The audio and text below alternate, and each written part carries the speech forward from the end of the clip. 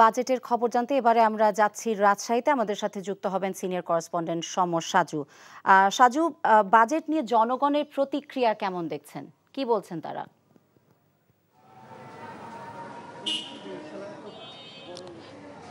ফারজানা, আর কিছুক্ষণ পর জাতীয় সংসদে যে বাজেট জাতীয় যে বাজেট, সেই বাজেট যে ঘোষণা করতে যাচ্ছেন অর্থমন্ত্রী মাহমুদ আলী। তো এই বিষয়ে আমি সাধারণ মানুষের সঙ্গে কথা বলেছি। তারা বলেছেন যে মূল্যস্ফীতির যে এই যুগ, মূল্যস্ফীতির যে প্রভাব, সেই প্রভাব যেন তাদের বাজেটে যেন এমনভাবে এই বাজেট করা হয় যে মূল্যস্ফীতির যে প্রভাব, সেই প্রভাব থেকে সাধারণ মানুষ যেন মুক্তি পায়।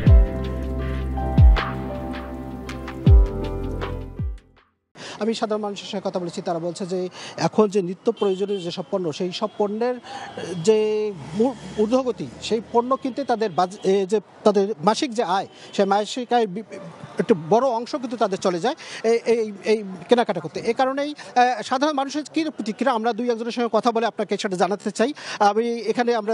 আমি এখন এই মুহূর্তে আছি রাজশাহী নগরীর কুমারপাড়া এলাকায়। এখানে আমরা বেশ কয়েকজন লোককে দেখতে পাচ্ছি।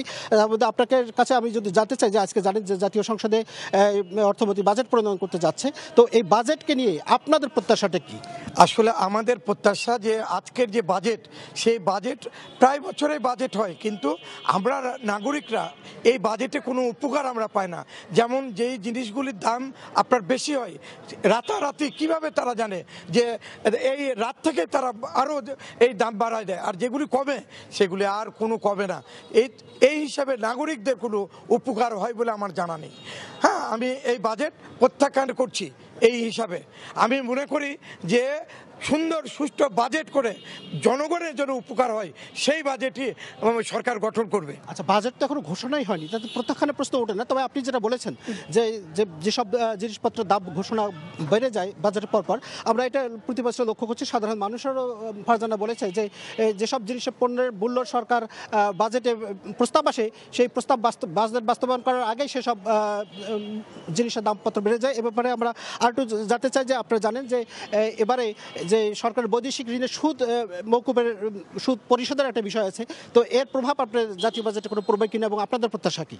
জি, আমরা দেখেন, আমরা প্রতিবারই বাজেট হচ্ছে, আমরা দেখছি যে বাজেটের পরে আপনার দ্রব্যমূল্যের ঊর্ধ্বগতি হয়।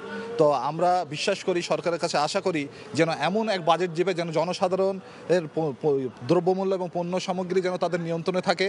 এবং আমরা পেপার পত্রিকায় দেখতে পাচ্ছি যে বৈদেশিক ঋণের যে সুদসহ কিস্তি আগামী মাস থেকে দেওয়া শুরু হতে পারে। এই কিস্তির উপরে এই কিস্তি দিতে যেন সরকার বিদ্যুৎ, তেল, অন্যান্য যেগুলো ট্যাক্স, ভ্যাট এগুলো বৃদ্ধি করে জনগণকে যেন দুর্বিষহ না করে তুলে, এবং পণ্যদ্রব্য যাতে আপনার ভোটের বাজেটের পরে আমাদের নিয়ন্ত্রণে থাকে, ক্রয় ক্ষমতার মধ্যে থাকে, এই আমরা আশাবাদ ব্যক্ত করছি সরকারের কাছে। ফারজানা, আপনি শুনলেন যে সাধারণ মানুষের যে প্রত্যাশা, যে বাজেট ঘোষণার পরপর যে সব জিনিসপত্র, যেসব পণ্যের দাম বাড়ার যে প্রস্তাব থাকে, সেই প্রস্তাব যে বাজেট বাস্তবায়ন করার আগে যেন সব প্রস্তাব মূল্যের দাম বৃদ্ধি না পায়, এবং যেসব জিনিসপত্রের দাম কমানোর যেসব প্রস্তাব আসে, সেসব জিনিসের তার সুফল যেন সাধারণ মানুষ পায়। ফারজানা, আমরা রাজশাহী থেকে বাজেট নিয়ে জনগণের প্রতিক্রিয়া জানছিলাম।